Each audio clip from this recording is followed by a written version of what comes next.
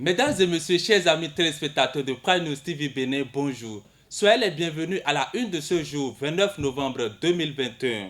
Commençons avec le quotidien Dynamis Info qui titre en manchette « Non-invitation par les USA pour un sommet sur la démocratie. Ça commence à craindre pour le Bénin à l'international. » Consultation UEFA 2022 chez Dalogbe.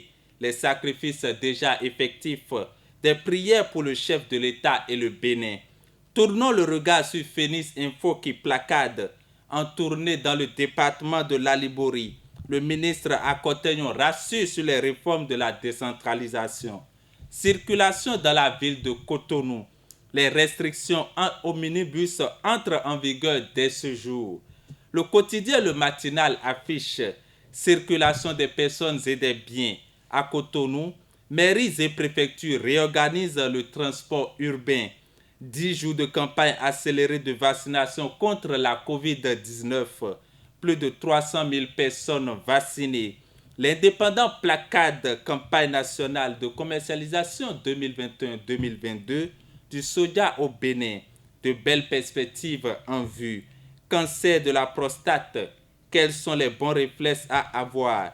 Le grand quotidien affiche assainissement d'Azoulissé, le plus grand arrondissement d'Adjoum. La construction de caniveaux lancée. Troisième rencontre de triologie école, entreprise, ministère. Donnant Jean-Claude Oussou œuvre pour la garantie d'un système électrique durable. Terminons avec l'observateur qui placade implication de l'opposition dans la confection de la LEI. L'honorable Patrice Nombime Agbodranfort refuse l'amalgame. Criette, Joël Aïvo et Rekiat Madougou connaîtront l'issue de leur procès bientôt. Ce sera tout pour la une de ce jour. Merci pour votre aimable attention. Retrouvez juste après moi une équipe de la rédaction pour le décryptage de l'actualité de ce jour.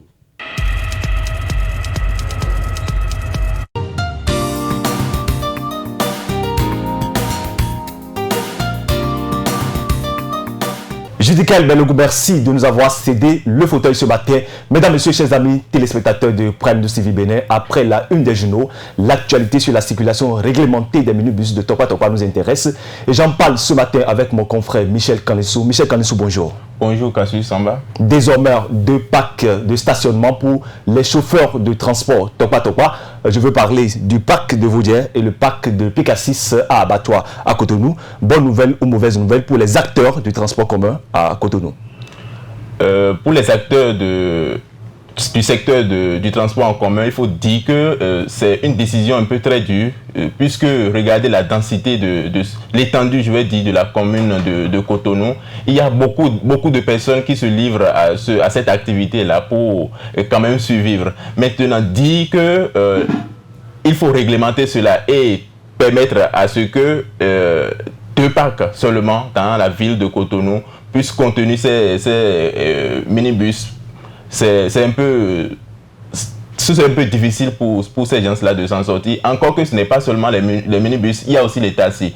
Donc, pour les acteurs, les premiers acteurs, je vais parler des taximans, des conducteurs de Tokwa Tokwa, c'est une décision un peu très dure. Maintenant, lorsqu'on va un peu au-delà, moi je suis journaliste spécialiste des questions des finances publiques, cette décision va arranger un peu la commune de Cotonou. Pourquoi? Parce que la commune aura maintenant une main mise sur ce secteur-là.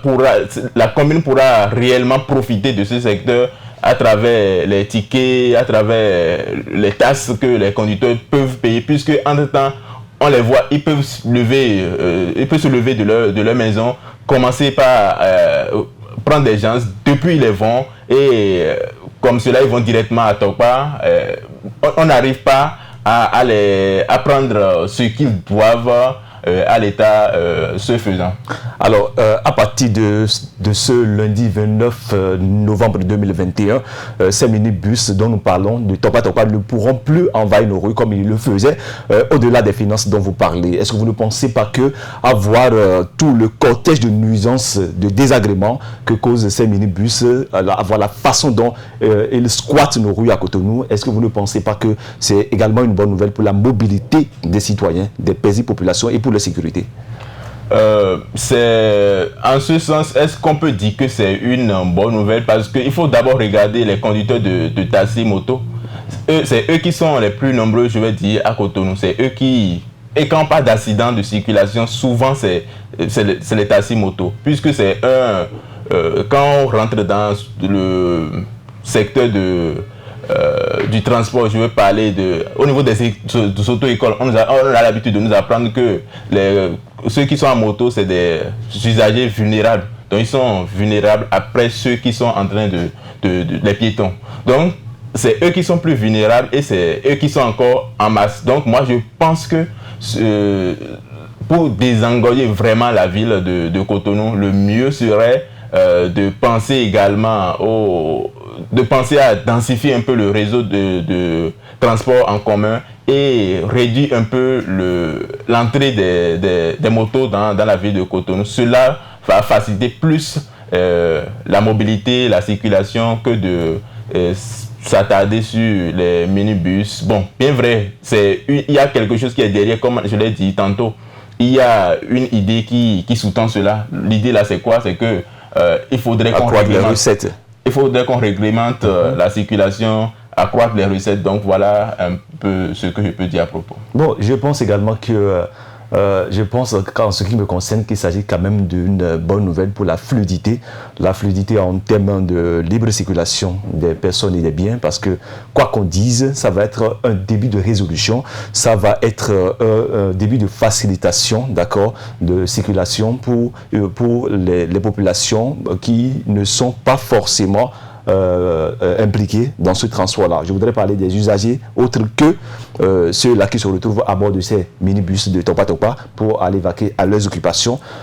Autre que les finances dont vous parlez, je pense également que cette décision de la préfecture de Cotonou, je pense que ça doit servir de modèle, ça doit être forcément une école, un exemple d'école pour les autres communes. Il est évident que la densité de la circulation au niveau des autres communes ne peut pas être comparable à celle de Cotonou, qui est une ville vitrine du Bénin.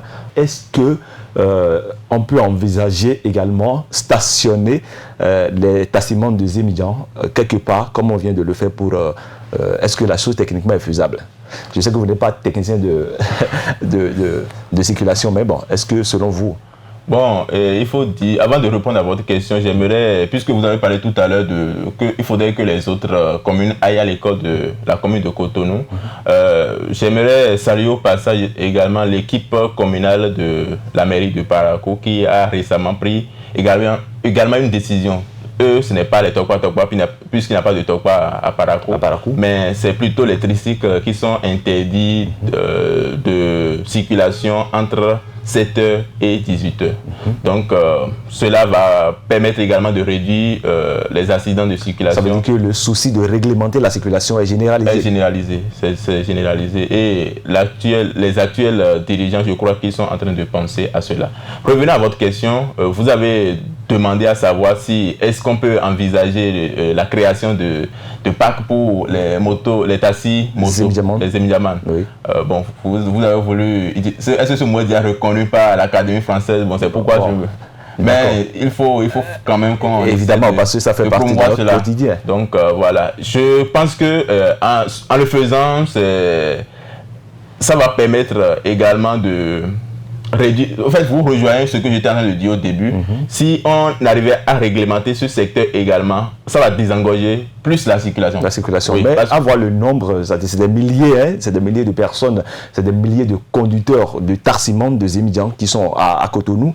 Est-ce que techniquement, parce que tout à l'heure vous avez parlé d'insuffisance déjà des parcs réservés, le parking de Vaudier, comme il l'a annoncé, et puis le parking de BK6 à Cotonou, qui franchement, selon vous, ne va pas suffire pour l'ensemble des conducteurs, des chauffeurs de minibus Topa.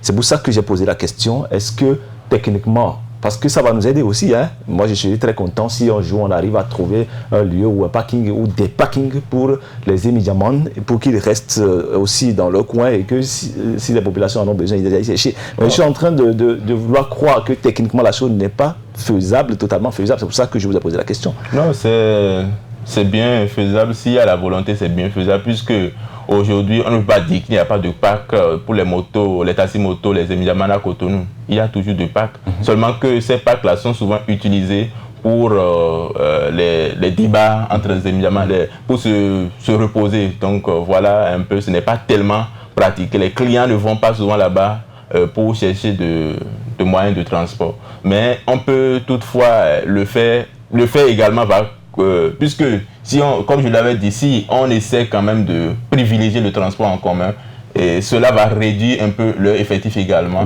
Et puis beaucoup vont chercher à se reconvertir. Il y a toujours à faire. Il y a toujours à faire. Beaucoup vont se reconvertir. Ou bien d'autres vont quitter la ville de Cotonou pour aller par exemple dans la ville de Glazoué. Il y a aussi à manger là-bas.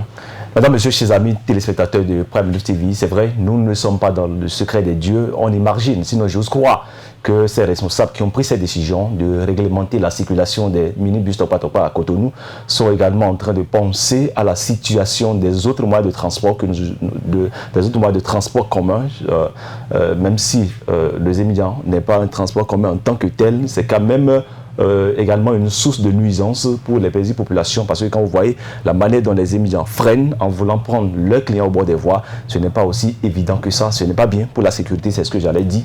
En attendant de faire un tour tout à l'heure avec notre équipe sur le terrain et de vérifier ce à quoi ressemblent ces parkings désormais réservés au transport comme un minibus Topa.